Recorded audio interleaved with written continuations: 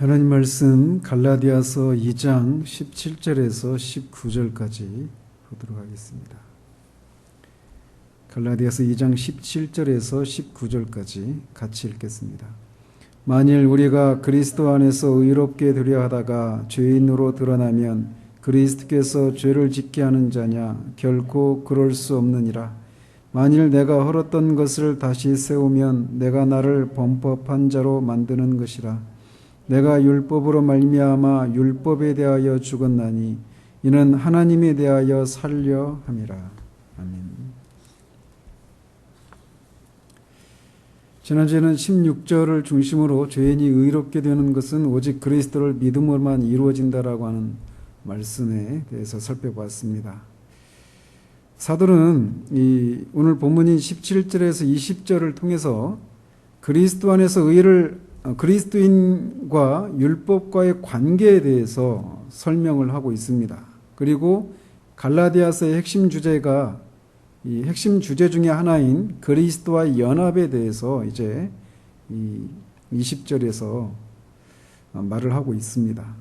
그래서 먼저 우리가 17절 보면 사도는 만일 우리가 그리스도 안에서 의롭게 되려 하다가 죄인으로 드러나면 그리스도께서 죄를 짓게 하는 자냐? 결코 그럴 수 없느니라 라고 말을 하고 있습니다. 이 구절을 어떻게 해석해야 하는가에 대해서는 다양한 견해들이 있습니다. 즉, 이 구절이 해석하기가 어려운 구절 중에 하나라고 하는 것이죠. 그렇지만 사도가 로마서 특히 5장에서 이신칭의 복음을 전했을 때 이 가상의 논적자들이 바울을 향해서 그렇다면 율법을 지키지 않고 더 많은 죄를 지으면 더 큰 은혜를 누릴 수 있으니까 죄 가운데 거해도 되느냐라고 그렇게 가상의 논적자가 물은 것에 대해서 사도는 결코 그럴 수 없다라고 대답하면서 그 이유를 그리스도인은 죄에 대해서 죽었기 때문에 더 이상 죄 가운데 살 수 없다라고 대답한 것을 우리가 떠올리면 이 17절도 우리가 그에 준해서 그와 유사한 방식으로 해석을 하면 해석에 도움이 된다라고 할 수 있습니다. 지금 사도는 소위 안디옥 사건에 이어서 이 진술을 하고 있는 겁니다. 안디옥 사건, 즉 이미 그리스도를 믿음으로 의롭게 된 베드로가 이방인들과 식사를 나누다가 야고보로부터 온 사람들이 오기 전에 이방인들과 식사를 하지 않은 것처럼 외식을 했던 그 사건을 안디옥 사건이라고 부르는데 바울은 그 사건을 사람이 의롭게 되는 길이 율법의 행위로 말미암은 것이냐 아니면 자신처럼 예수 그리스도를 믿음으로만 되는 것인가를 말해주는 그런 본질적인 사건이라고 해석을 합니다. 그러면서 우리가 지난주에 살펴본 것처럼 16절에서 사람이 의롭게 되는 길은 오직 예수 그리스도를 믿음으로만 가능하다라고 하는 진술을 한 후에 여기 17절을 언급하고 있는 거라는 것을 생각하고 17절을 보면 됩니다. 즉 사람이 율법을 지킴으로써 의롭게 되는 것이 아니라 예수 그리스도를 믿음으로써 되는 것이라면 그렇다면 그리스도인들은 율법과의 관계 속에서 어떤 위치에 있는 사람인가라고 하는 질문이 자연스럽게 따라올 것인데 그것에 대해서 다루고 있다라는 겁니다. 16절에서 사도는 이신칭의의 복음을 진술했는데 그 복음을 들은 유대주의자들은 사도의 그 말을 듣고 즉각적으로 이런 반박을 했을 거라는 거죠.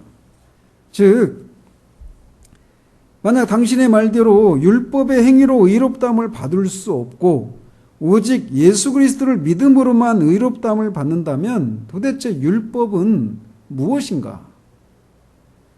율법을 지키지 않은 이방인들도 예수 그리스도를 믿음으로 의롭다함을 받는다면 사람들이 율법을 지키지 않고 마음대로 살다가 나도 예수 믿어라고 하기만 하면 의롭게 된다라고 하는 생각을 갖게 하지 않겠는가? 이런 질문을 했을 거라는 거죠. 따라서 사도 바울 당신이 전하는 복음은 사람들에게 도덕적인 책임을 지지 않아도 된다라고 하는 생각을 갖게 하는 매우 위험한 교리가 아닌가. 당신이 전하는 복음에 따르면 사람들이 율법 폐기론에 빠지게 만드는 것이 아닌가 라고 하는 질문을 사도에게 던졌을 거라는 거죠. 그래서 유대인이 이방인과 식사 교제를 하는 것은 명백하게 율법을 어기는 그런 범법 행위가 되는 건데, 당신은 그것을 죄라고 여기지 않고 오히려 베드로를 꾸짖는 것은 당신의 말대로 율법이 아니라 그리스도 안에서 의롭다함을 얻는다는 그런 교리 때문에 그것을 율법에서 금하고 있는 죄를 죄라고 하지 않고 오히려 베드로를 꾸짖고 있는 것이 아닌가. 율법에 의하면 그 이방인과 식사를 하는 것은 명백하게 죄인데도 당신은 왜 그렇게 말한 이유가 율법의 행위로 의롭게 되는 것이 아니라 그리스도를 믿음으로 의롭게 된다고 하는 그 교리 때문에 그런 것이 아닌가. 따라서 그리스도 안에서 의롭게 되려다가 죄를 짓는 그런 꼴이 된 것이 아닌가. 그리고 그것은 결국 그리스도가 당신을 죄를 짓게 만드는 자가 되게 하는 것이 아닌가라고 하는 질문을 하게 된다라는 겁니다. 이에 대해서 바울은 단호하게 결코 그럴 수 없다라고 말을 합니다. 그러면서 만일 내가 헐었던 것을 다시 세우면 내가 나를 범법한 자로 만드는 것이다 라고 말합니다. 즉 사도는 이렇게 말하고 있는 거예요. 유대주의자들의 관점에서 볼 때 유대인이 이방인과 식사 교제를 나눈다거나 할례를 하지 않는다거나 하는 것과 같은 것은 율법을 어기는 죄를 범하는 것입니다. 그런데 바울은 그게 죄가 아니다라고 말을 해요. 왜냐하면 그리스도인은 율법에 대해서 죽었기 때문이다라는 겁니다. 그 19절에서 살피겠지만 그리스도인은 율법에 대해서 죽은 사람들이다라는 거예요. 그래서 율법에 대해서 죽었다 이 말을 여기 18절에서는 헐었다라고 하는 말로 그렇게 표현하고 있습니다. 헐었다라고 하는 말은 무효화시키다, 폐기하다 이런 뜻입니다.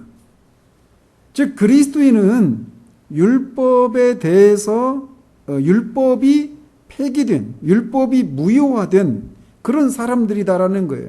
그리고 그것이 율법에 대해서 그렇게 그리스도인에 대해서 율법이 무효화되게 된 것은 그리스도와의 연합 때문이다라고 하는 것을 20절에서 또 이제 언급을 합니다.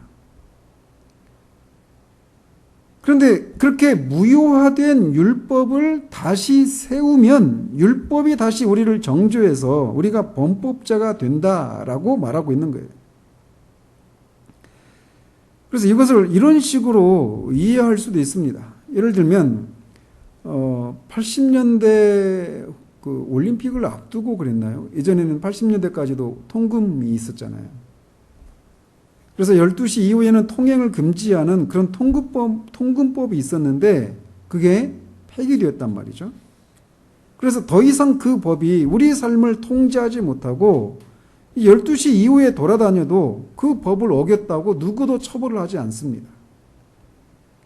통금법은 헐어버려졌기 때문이에요. 그렇지만 만약 독재 정부가 들어서거나 또 나라가 어떤 위급한 상황이 생겨서 다시 그 법을 부활시킨다면, 즉 바울의 표현대로 그 법을 세우면 우리가 다시 12시 이후에 돌아다니면 그 법을 어기는 범법자가 되는 것이죠. 그런데 이미 아직 그런 일이 일어나지 않았어요. 폐지되어 버렸습니다. 통금법이.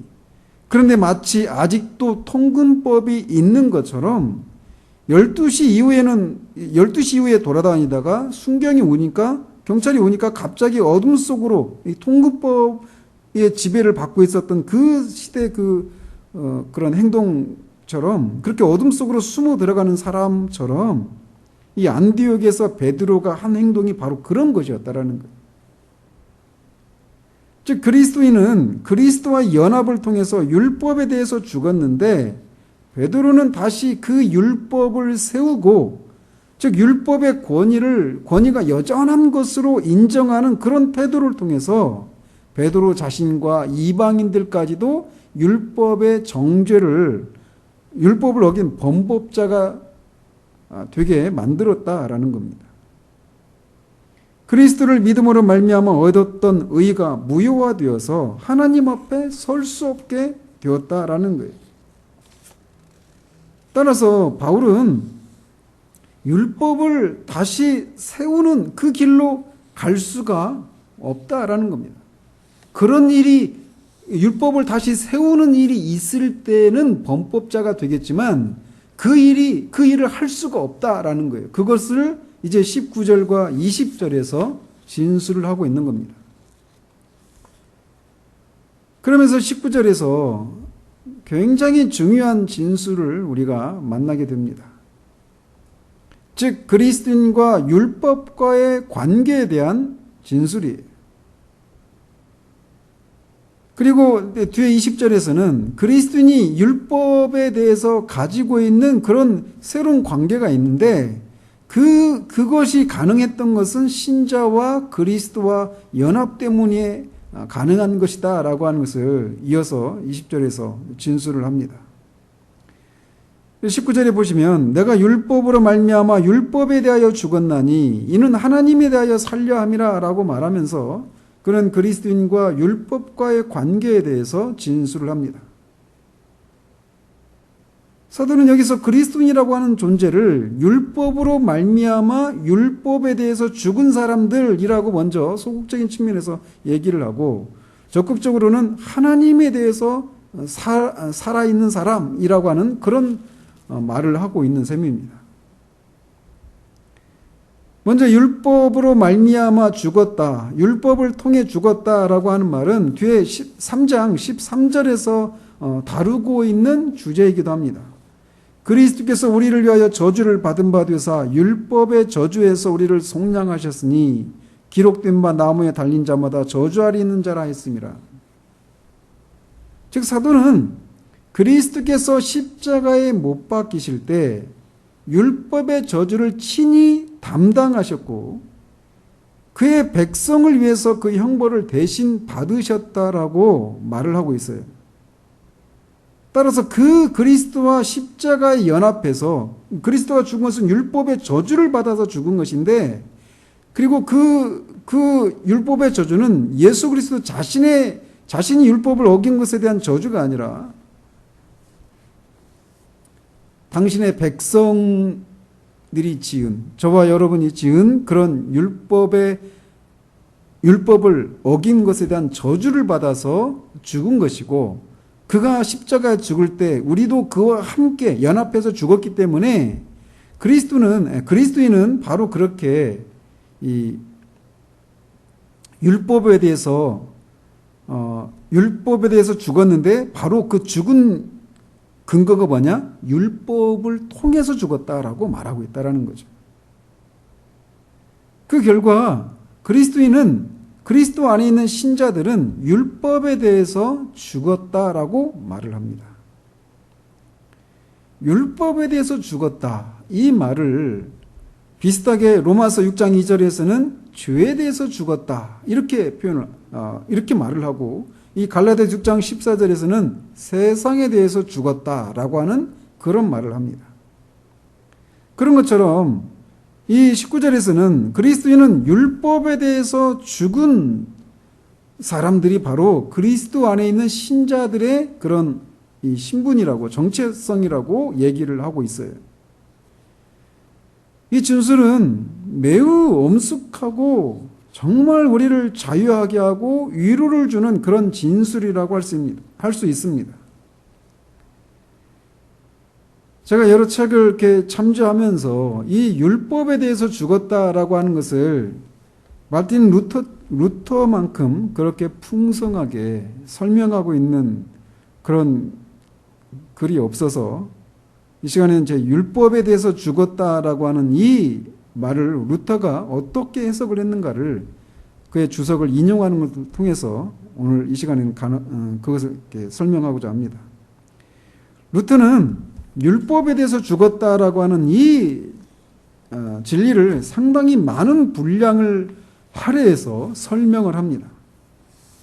그러면서 이 말은 기가 막힌 말이고 사람에게 알려져 있지 않은 말로서 사람의 이성은 이를 결코 이해할 수 없다라고 하는 말로 그 진술을 시작합니다.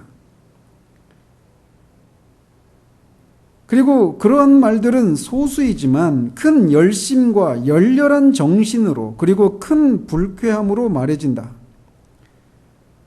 사람이 율법에 대해서 율법으로 말미암아 율법에 대해서 죽었다라고 하는 이 말을 들었을 때 어떤 사람들은 불쾌해한다라는 거예요. 그래서 마치 그들은 이렇게 말하고 있는 것 같다라고 얘기합니다.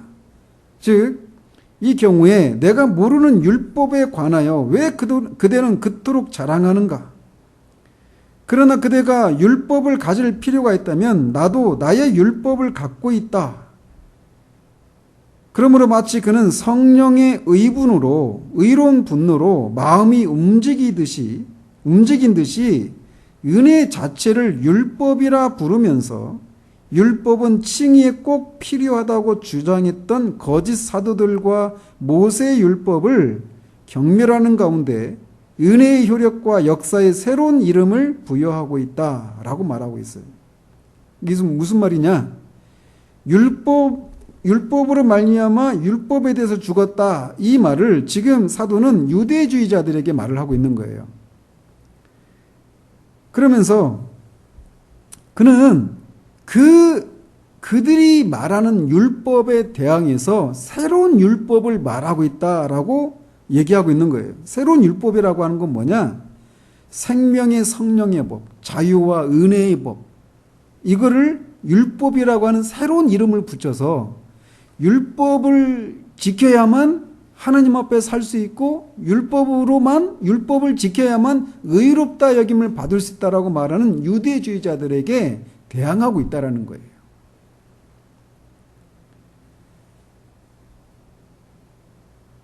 율법이 율법에 대항하여 내세워지고 죄가 죄에 대항하여, 여기서 말하는 앞에서 말하는 율법, 그 뒤에서 말하는 율법은 다른 개념입니다. 그래서 율법이 율법에 대항하여 내세워지고, 여기서 말하는 앞에서 말하는 율법은 이제 은혜와 자유의 법, 생명의 성령의 법, 이것을 율법이라고 표현하고 있는 거예요, 루터가. 그런 율법이, 새로운 율법이 그 모세 옛 율법을 대항하고 있다. 이런 말이에요. 그리고 또 죄가 죄에 대항하여. 앞에서 말하는 죄는 그리스도께서 십자가에서 처리하신 그 죄, 이것이 우리가 익히 알고 있는 죄를 대항하고 있다. 이런 말이고, 죽음이 죽음에 대항하여.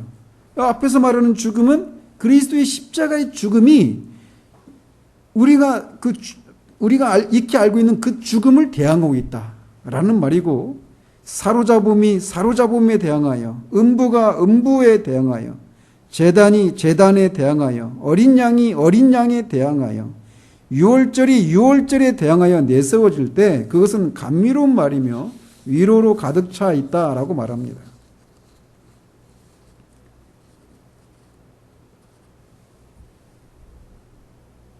그러면서 마치 이제 로마서 8장, 이제 오늘은 이 루터의 이 갈라디아 주서에서 율법에 대해서 죽었다, 이 부분을 제가 읽으면서 설명을 부연하면서 하는 방식으로 하도록 하겠습니다.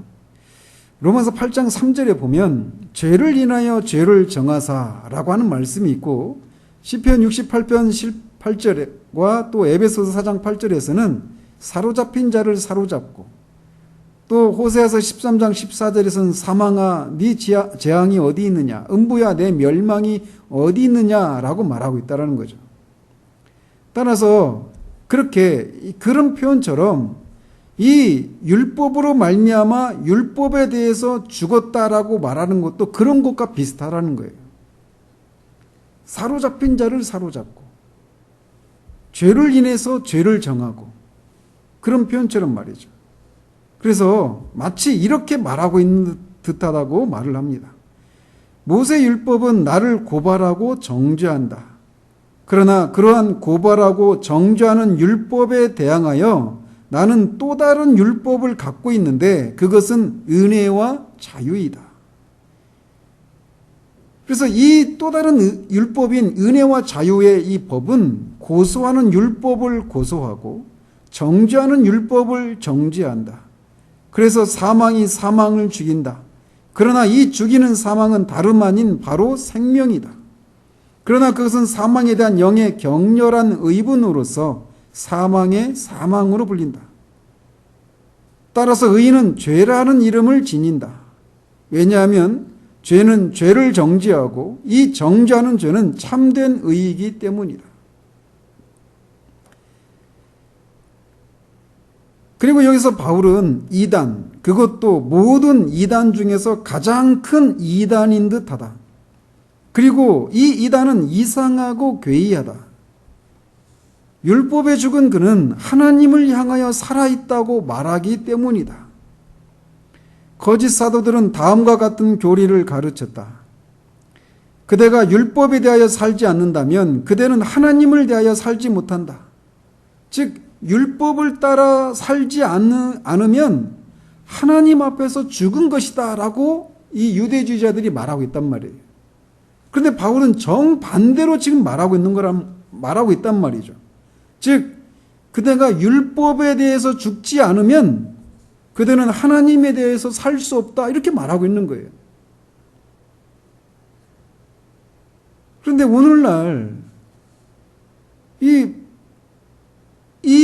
거짓 사도들의 가르침이 우리 사람들에게 너무나 익숙한 것이라는 겁니다. 그래서 우리가 하나님 앞에서 살라 치면 율법을 따라서 살아야 되는 거예요.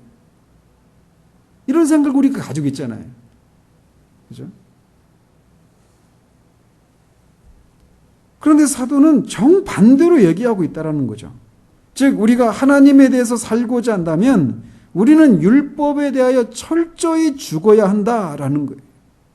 그렇기 때문에 이 말은 사람의 이성과 지혜로는 이해할 수 없는 그런 가르침이라는 것입니다.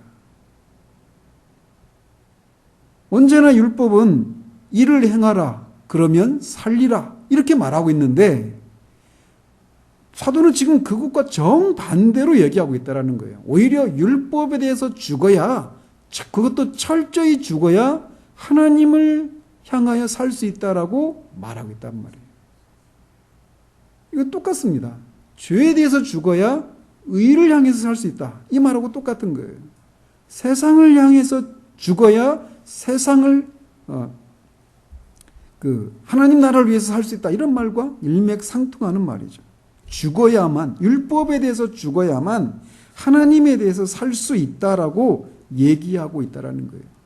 그래서 이것을 행해야만, 율법을 지켜야만, 율법을 따라 살아야만 하나님 앞에서 살 수 있다라고 하는 것이 율법이 말하는 것이고, 그것에 대해서 우리는 너무나 익숙해 있어서 그 말을 전혀 어떤 반감도 갖지 않고 받아들이고 있는데, 그것과 정반대로 사도가 지금 율법에 대해서 죽어야 하나님을 향해서 살 수 있다라고 말하고 있다라는 겁니다. 그래서 이 유대주의자들이 볼 때 바울은 이단 중에 가장 큰 이단이라고 말할 수 있다라는 거죠. 그런데 여기서 사도가 내가 율법으로 말미암아 율법에 대해서 죽었다라고 말할 때 그 율법은 이방인과 음식을 먹어도 되는지 안 하는지 또 할례를 받아야 되는지 아닌지 이런 것 어떤 의식법에 국한해서만 죽었다라고 말하고 있지 않다라는 거예요. 의식법과 도덕법 모두를 가리켜서 율법 전체에 대해서 죽었다라고 얘기하고 있다라는 겁니다. 그리스도인은 율법 전체에 대해서 죽은 사람이다라고 그가 얘기하고 있는 거예요. 율법에 대해서 죽었다. 율법 전체에 대해서 죽었다. 이 말은 율법이 완전히 없어졌다. 이런 말은 아닙니다. 오히려 율법은 여전히 악한 자들 속에 머물러 있고 살아서 그들을 지배하고 있다라고 말해요. 그러나 경건한 사람은 그가 죄, 마귀, 죽음, 음부에 대하여 죽었듯이 율법에 대해서 죽었다라고 말을 합니다. 물론 죄도 여전히 있고 마귀도 여전히 있고 죽음도 음부도 여전히 있어요. 마찬가지로 율법도 여전히 있습니다. 그럼에도 불구하고 그리스도인은 죄에 대해서, 죽음에 대해서, 마귀에 대해서, 음부에 대해서, 율법에 대해서 죽었다라고 말을 하고 있는 거예요. 율법은 여전히 남아 있음에도 불구하고 말이죠. 그래서 예를 드는데 몇 가지 예를 듭니다. 왜냐하면 이 율법에 대해서 그리스도인이 죽었는데 그게 율법이 없어졌다는 말이 아니라 여전히 율법이 남아 있다라는 말이 무슨 말인가를 몇 가지 예를 들어서 설명하는데, 먼저는 죽음으로부터 부활하신 그리스도의 경우를 가지고 얘기합니다. 그래서 그리스도는 죽음으로부터 부활하셨어요. 그 결과 무덤으로부터 자유롭습니다. 그렇지만 무덤이 여전히 있어요. 그죠? 베드로가 사도행전에서 감옥에 갇혔다가 감옥에서 풀려났어요. 그렇지만 감옥이 여전히 있습니다. 그래서 감옥으로부터는 자유로워요. 그렇지만 감옥이 여전히 있단 말이죠. 중풍병자가 침상에서 풀려났어요. 그렇지만 여전히 침상이 있는 거예요. 나인성의 과부의 아들이 관에서 나와서 관으로부터 자유로워졌습니다. 그러나 관은 여전히 있어요. 그런 관계라는 것이죠. 율법에 대해서 죽었다라고 하는 이 말이 말이죠. 그러므로 사도가 내가 율법에 대해서 죽었다라고 하는 말은 매우 적절하다라고 루터가 말합니다. 사도는 나는 잠시 동안 율법으로부터 자유롭다 또는 나는 율법을 지배하고 있다라고 말하지 않고 단지 나는 율법에 대하여 죽었다. 즉 나는 율법과 아무 상관이 없다라고 말하고 있다라는 겁니다. 마치 그리스도가 비어있는 무덤과 이제 부활해서 아무런 상관이 없다라고 말하는 것처럼, 감옥에서 풀려난 베드로가 감옥이 여전히 있지만 그 감옥과 자신은 이제 아무 상관이 없다라고 말하는 것 같이 그렇게 얘기하고 있다라는 거예요. 그러니까 율법에 대해서 죽는 것은 율법에 얽매이지 않는다라는 것이 아니라 율법으로부터 자유롭게 되어서 율법을 알지 않는 것이다라고 말하고 있다라는 거죠. 따라서 하나님에 대해서 살고자 하는 사람은 율법 없는 것으로 발견될 수 있도록 노력해야 한다라고 그는 말합니다.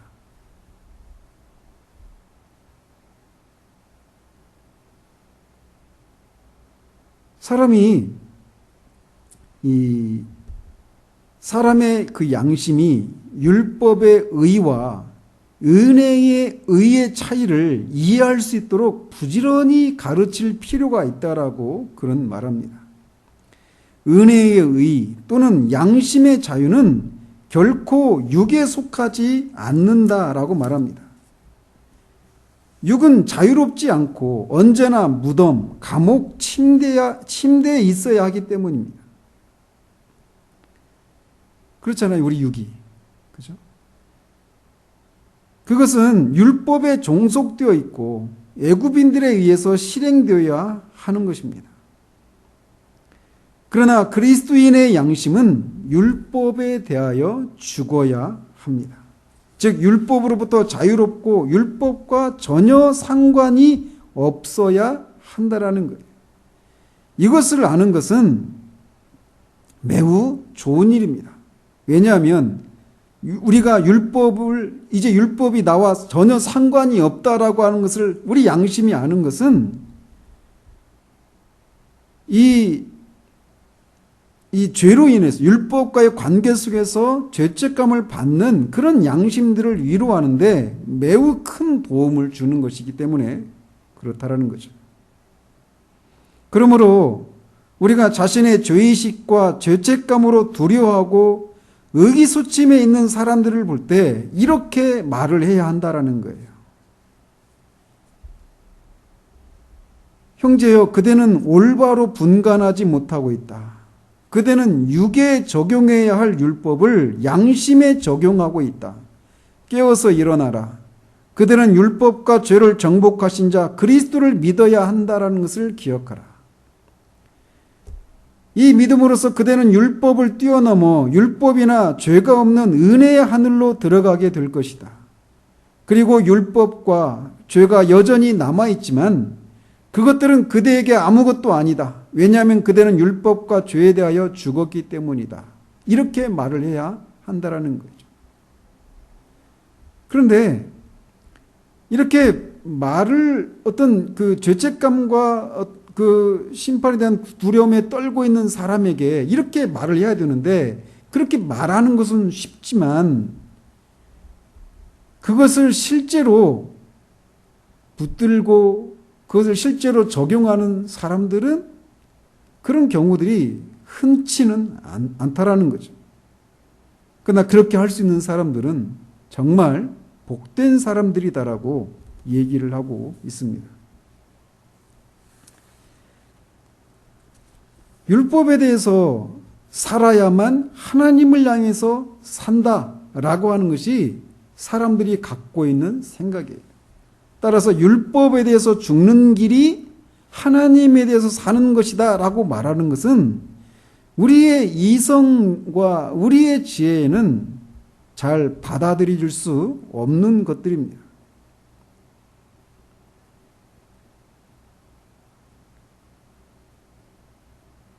그러나 우리가 정말 하나님에 대해서 살고자 한다면 율법에 대해서 죽어야 합니다. 그러나 우리가 율법에 대해서 살고자 한다면 우리는 하나님에 대해서 죽고 말 것이라는 거예요. 따라서 하나님에 대해서 산다라고 하는 것은 율법과 행위 없이 그리스도 덕분으로 은혜로 인해서 또는 믿음으로 말미암아 의롭게 되는 것을 말합니다. 그래서 그리스도인을 이렇게 정의를 내릴 수 있다라는 거예요. 즉 그리스도인은 율법 아래 있지 않고 율법과 죄와 죽음과 음부를 뛰어넘은 은혜와 죄 사함의 자녀이다. 그리고 그리스도께서 무덤으로부터 자유롭고 베드로가 감옥으로부터 자유롭듯이 그리스도인은 율법으로부터 자유롭다. 그리고 그러한 것은 의롭게 된 양심과 율법, 무덤으로부터 부활하신 그리스도와 무덤, 감옥으로부터 풀려난 베드로와 감옥에도 적용된다. 그리스도께서 자신의 죽음과 부활을 통하여 무덤에 대하여 죽었으므로 그것이 그리스도에 대하여 이제 힘을 발휘하지 못하고 그리스도를 더 이상 붙잡을 수도 없고 돌이 굴려지고 봉인이 뜯어지고 지키는 자들이 놀라고 그리스도께서 아무런 방해 없이 그 무덤을 떠나셨던 것처럼 율법에 대해서도 우리도 그러해야 한다라는 거예요. 율법이 더 이상 우리를 방해하지 못하고 율법이 더 이상 우리에게 힘을 발휘하지 못하는 더 이상 우리를 붙잡을 수 없는 그런 관계라고 하는 것을 우리가 인식을 해야 하고 그것에 대해서 우리는 부지런히 가르치고 배워야 한다라는 겁니다. 그래서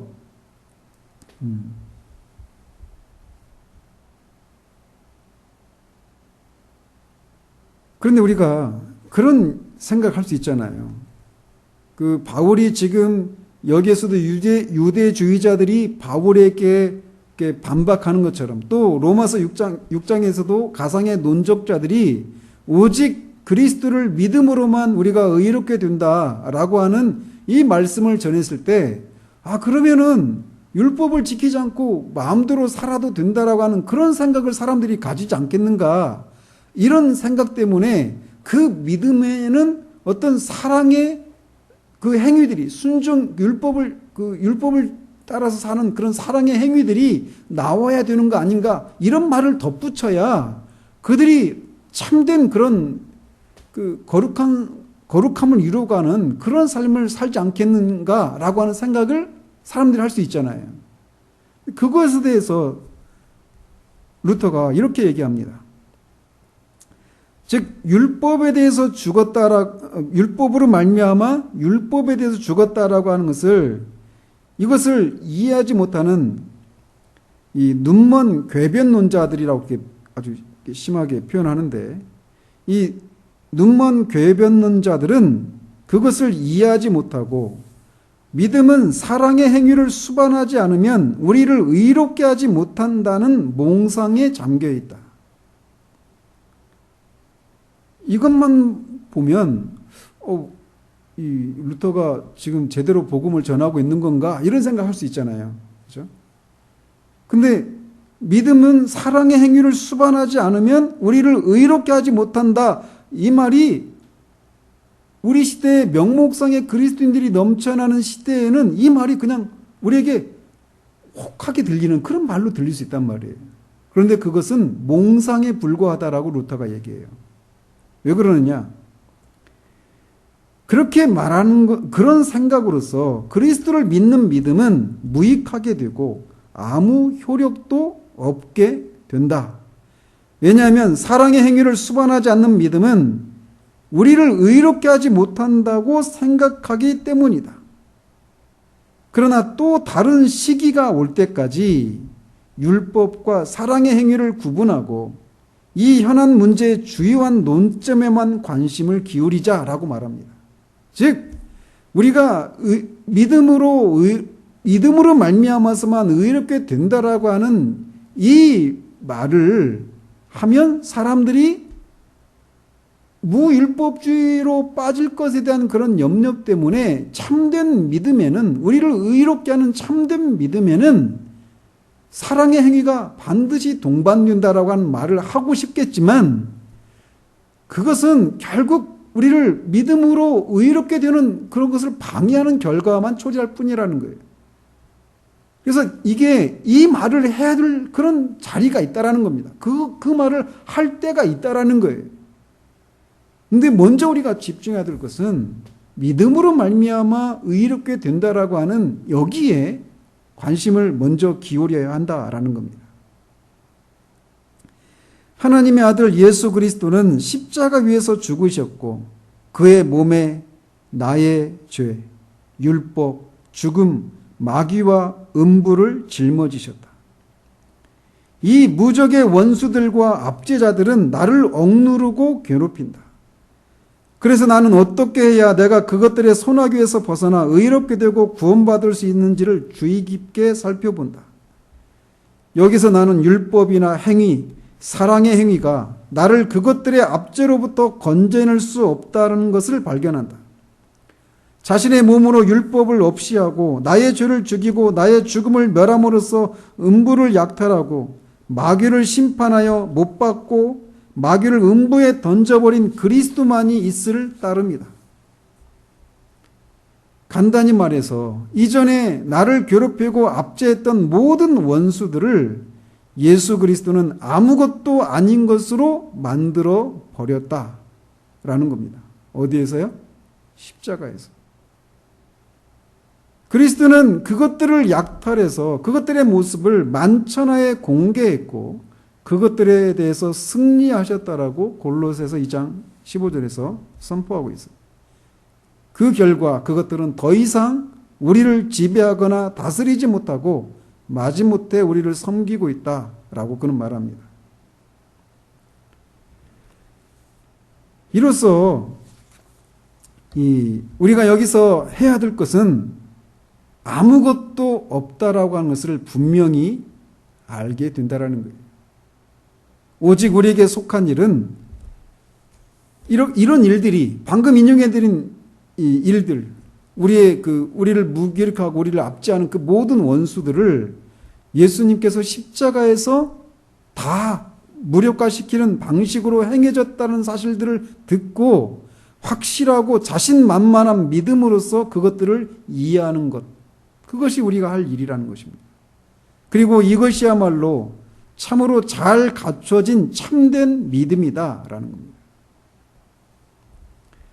이렇게 우리가 믿음을 통해서 그리스도를 이해하고 그리스도로 말미암아 율법에 대해서 죽고 죄로부터 벗어나 의롭게 되고 죽음과 마귀와 음부로부터 건져질 때 나는 선행을 하게 되고 하나님을 사랑하게 되며 하나님께 감사를 올리게 되며 이웃에 대하여 사랑의 행위를 행하게 된다라고 말하고 있어요.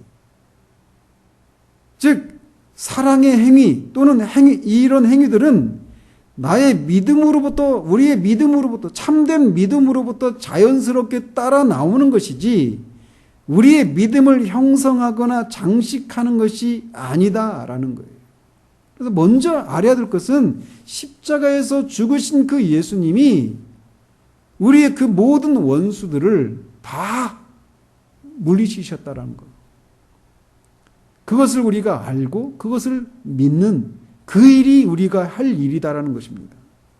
거기에서 하나님을 향한 사랑과 이웃을 향한 사랑이라고 하는 이 사랑의 행위들이 자연스럽게 따라오는 것이다라는 겁니다. 그 행위들은 믿음의 요소들이 아니라는 거예요. 참된 믿음에서 따라 나오는, 자연스럽게 따라 나오는 것들이지 그 사랑의 행위들이 믿음을 구성하는 요소들이 아니다라는 것입니다. 그래서 그리스도는 그리스도의 십자가로 말미암아 율법에 대해서 죽은 사람이에요. 그럼에도 불구하고 앞에서 말씀드린 것처럼 율법이 없어진 것이 아니라 여전히 있단 말이에요.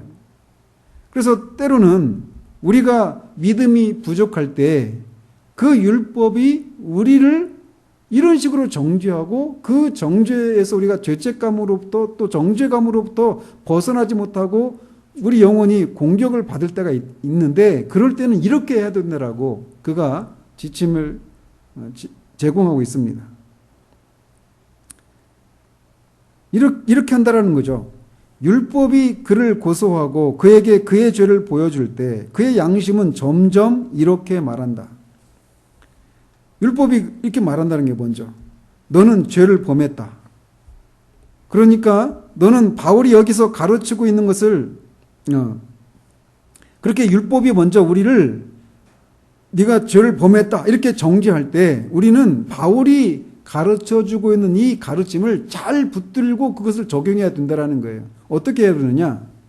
먼저 율법이 너는 죄를 범했다 이렇게 말을 할 때 우리가 해야 될 것은 내가 범죄했다라고 하는 것을 인정한다 이렇게 대답해야 된다는 거예요.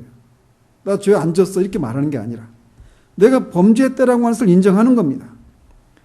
그러면 율법은 또 우리를 이렇게 말하는 거예요. 네가 그 죄를 지었으니까 하나님은 너를 벌하실 것이다 이렇게 말한다는 거죠.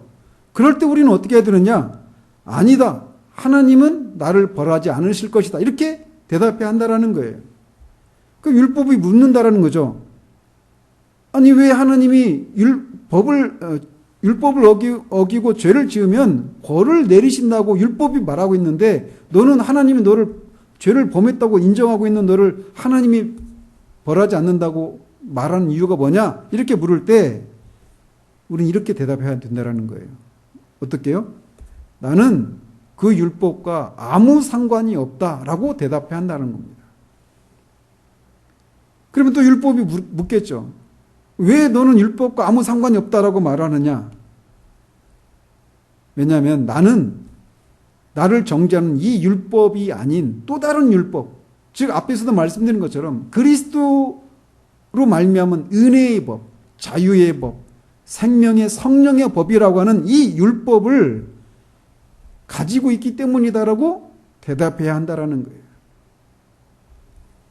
나는 그런 자유를 가지고 있다라고 대답해야 한다라는 거죠. 그 자유가 어떤 자유냐라고 물으면 그리스도의 자유다. 왜냐하면 그리스도로 말미암아 나는 율법으로부터 완전히 자유롭게 되었기 때문이다.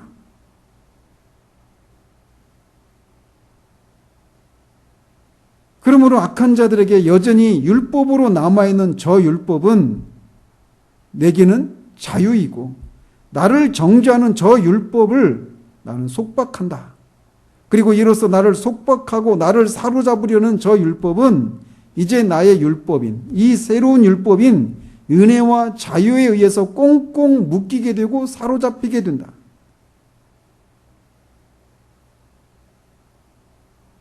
우리가 그 율법에 대해서 율법이 우리가 죄를 지은 것에 대해서 율법이 우리를 정죄할 때 우리는 이런 식으로 대항해야 한다라는 거예요. 왜냐하면 그리스도가 십자가에서 죽으실 때 우리가 그와 함께 연합해서 죽었는데 그것은 우리를 율법에 대해서 죽음으로 율법으로부터 자유롭게 된 그런 사건이기 때문이다라는 겁니다. 그래서 그 율법이 그리스도에게 더 이상 힘을 발휘하지 못하는 것처럼 우리도 율법이 여전히 남아있지만 우리에게 더 이상 힘을 발휘하지 못하는 그런 것이라고 하는 것을 우리가 일깨워야 한다라는 겁니다.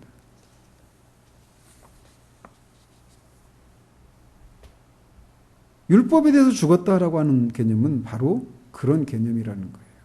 그리스도인은 그리스도와의 연합을 통해서 율법의 정죄로부터 이제 자유로운 사람입니다. 물론 그 말이 앞에서도 언급해드린 것처럼 이제 율법이 없이 나는 마음대로 살아도 된다 이 말을 말하는 게 아니에요.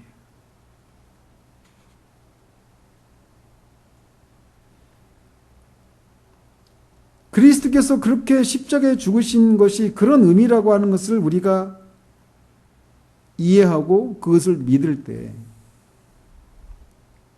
우리는 그리스도 하나님으로부터 의롭다함을 받고 그것은 자연스럽게 하나님을 향한 사랑과 이웃을 향한 사랑이라고 하는 행위가 자연스럽게 흘러나오게 되는 그런 일들이 있게 된다라는 겁니다.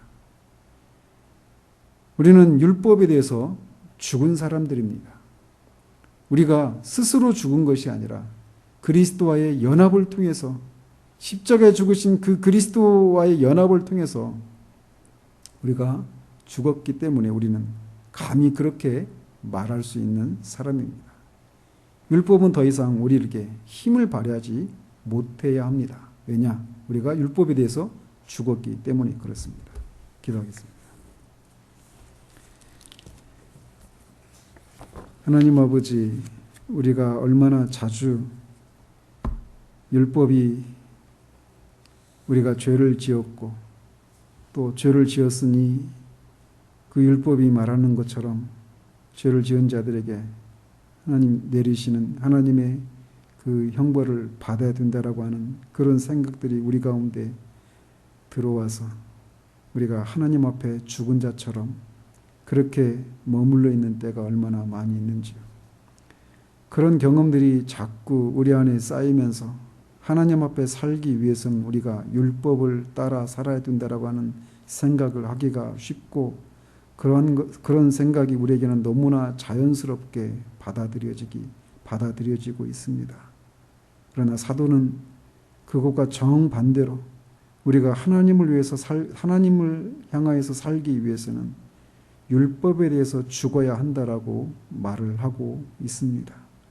그런데 그리스도인은 그리스도와의 연합을 통해서 그리스도가 십자가에 죽으실 때 그 율법의 저주를 받아 우리를 대신해서 십자가에 죽으심으로 율법이 더 이상 우리에게 힘을 발휘하지 못하는 그런 관계가 있다는 사실들을 오늘 말씀을 통해 우리가 배우게 됩니다.